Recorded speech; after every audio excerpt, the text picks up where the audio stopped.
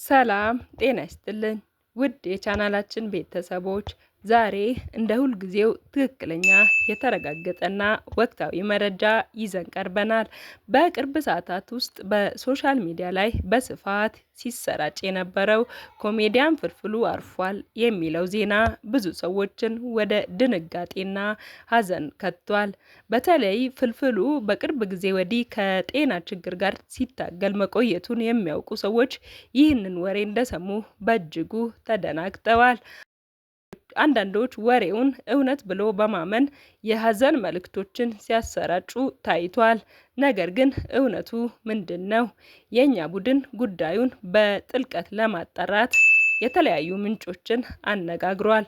ከፍልፍሉ ጋር ቅርብ ግንኙነት ያላቸው ወዳጆች፣ የስራ ባልደረቦችና በጤና ሁኔታው ዙሪያ መረጃ ያላቸውን ሰዎች በመጠየቅ የደረስንበትን ውጤት ግልጽ አድርገን እናስደምጣለን። ለፍልፍሉ ከተሰራጩ ወሬዎች በተቃራኒ በጥሩ ሁኔታ ላይ እንደሚገኝ መረጃዎች ተገኝተዋል።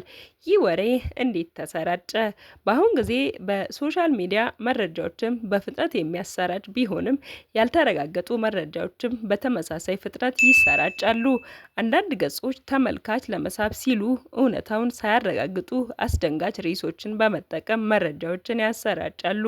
ይህም ብዙ ሰዎችን ወደ ግራ መጋባት እየመራም ይገኛል። ፍልፍሉ ለምን በህዝብ ዘንድ ተወዳጅ ሆነ? ፍልፍሉ በረጅም ዓመታት የጥበብ ጉዞ ውስጥ በሚሊዮኖች የሚቆጠሩ ኢትዮጵያውያንን አስቋል። በኮሜዲ ስራዎቹ ሰዎችን ከጭንቀት ለማውጣት፣ ከሀዘን ለማስታገስ እና ተስፋ ለመስጠት ትልቅ ሚና ተጫውቷል። ብዙዎች ፍልፍሉ ባለበት ቦታ ሳቅ አይጠፋም በማለት ይገልጹታል። ይህ ደግሞ በህዝብ ልብ ውስጥ ያለውን ቦታ ያሳያል። በቅርቡ ያጋጠመው የጤና ችግር እንደሚታወቀው ፍልፍሉ በቅርብ ጊዜ የጤና እክል አጋጥሞት ነበር። ይህም ብዙ አድናቂዎችን አሳስቦ ነበር። ሆኖም ግን ከተደረገለት ሕክምና በኋላ ጤናው እየተሻሻለ መምጣቱ ተነግሮ ነበር። የተሰራጨው የሞት ወሬ ደግሞ በዚህ የጤና ታሪክ ምክንያት ብዙ ሰዎች በቀላሉ እንዲያምኑት አድርገዋል። ከዚህ ስህተት ልንማረው የሚገባው ትልቅ ትምህርት አለ። ያልተረጋገጠ መረጃ ለሌሎች ከማጋራታችን በፊት ምንጩን ማጣራት ይገባል። በተለይ ከሰዎች ሕይወትና ክብር ጋር የተያያዙ ጉዳዮች ሲሆኑ ተጨማሪ ጥንቃቄ ያስፈልጋል። ፍልፍሉ በጤና እንዲጠናከርና ወደ ሙሉ ስራው እንዲመለስ መልካም ምኞታችንን እንገልጻለን።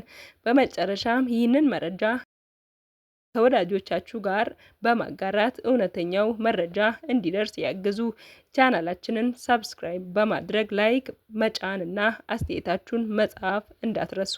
ወደ ቀጣይ መረጃችን ስናልፍ በቅርቡ በተለያዩ መድረኮች ላይ እየተነገረ ያለው ዜና ሉላ ገዙ በህይወቷ ውስጥ አዲስ ምዕራፍ ልትጀምር እንደምትችል ሊያመለክት ነው። በተለይም ከዳኒ ጋር ያላት ወዳጅነት ከተራ የስራ ግንኙነት በላይ ሆኖ ወደ ትዳር ሊያመራ ይችላል የሚል ግምት በሰፊው ተሰምቷል። እንደሚታወቀው ሉላ ገዙ በህይወቷ ብዙ ፈተናዎችን ያለፈች ሴት ናት። በሙያዋ ውስጥ ስኬታማ ለመሆን ብዙ መስዋዕትነት ከፍላለች። በግል ህይወቷም ውጣ ውረዶችን ተሻግራለች። ይህንንም በተመለከተ እናቷ በቅርቡ የተናገረችው ንግግር የብዙ ሰዎችን ልብ ነክቷል። እናቷ ልጄ ዛሬ ያለችበት ደረጃ ለመድረስ ብዙ ዋጋ ከፍላለች፣ ብዙ እንቅፋቶችን ተቋቁማለች። ዛሬ ቆማ ማየቴ ደስ ይለኛል ብላ ተናግራለች።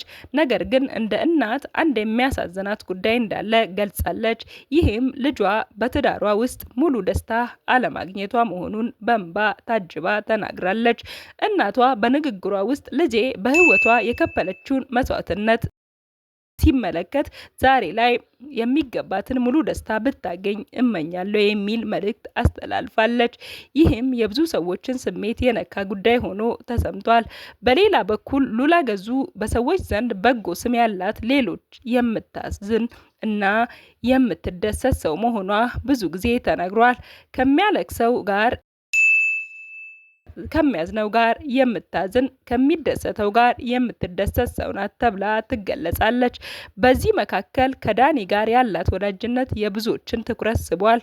ሁለቱ በተለያዩ ፕሮግራሞች ላይ አብሮ ሲሰሩ የሚታየው መቀራረብ ከተራ የስራ ግንኙነት በላይ የሆነ ስሜት እንዳለው ብዙዎች ሲገምቱ ቆይተዋል። አንዳንድ የስራ ባልደረቦቻቸው ሁለቱ በጣም የተቀራረቡና እርስ በርሳቸው የሚከባበሩ ሰዎች መሆናቸውን ሲናገሩ ተሰምቷል። ይህም ስለ ሁለቱ ግንኙነት የተለያዩ ግምቶች እንዲነሱ አድርጓል። በቅርቡ የተሰማው መረጃ ደግሞ ዳኒ በስቱዲዮ ውስጥ ሉላን ታገቢኛለሽ ወይ በማለት ጥያቄ እንዳቀረበላት ይጠቆማል። ይህ መረጃ በሶሻል ሚዲያ በፍጥነት ተሰራጭቶ የብዙዎችን ቀልብ ስቧል። እንደሚባለው በዚያ ቦታ የነበሩ ሰዎች በደስታ ተሞልተው ሁለቱ በአንድነት ቢቀጥሉ መልካም ነው የሚል አስተያየት ሰጥተዋል። ሁለቱም በትህትናቸው አክብሮታቸውና በበጎ ጸባያቸው የሚታወቁ ሰዎች መሆናቸው በተደጋጋሚ ተነስቷል። ከዚህ በተጨማሪ ዳኒ ከዚህ በፊት በፍቅር ሕይወቱ ውስጥ ብዙ ፈተናዎችን እንዳለፈ ይነገራል። በተለይም ከቀድሞ ባለቤቱ ጋር የነበረው ግንኙነት እንዳልቀጠለና ለረጅም ጊዜ በብቸኝነት እንደቆየ ተናግሯል።